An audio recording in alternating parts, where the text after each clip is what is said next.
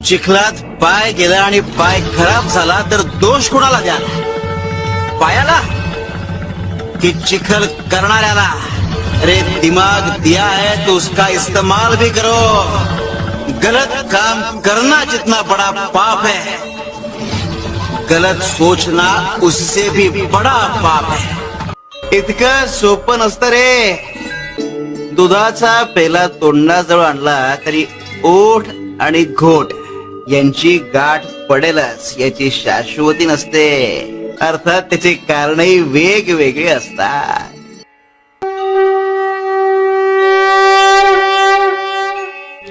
एक गोष्ट व्यवस्थित समजून घ्या, आपण मदत करत नसतो तर वैश्विक शक्तीनं ती मदत पोहोचवण्यासाठी आपली निवड केलेली असते।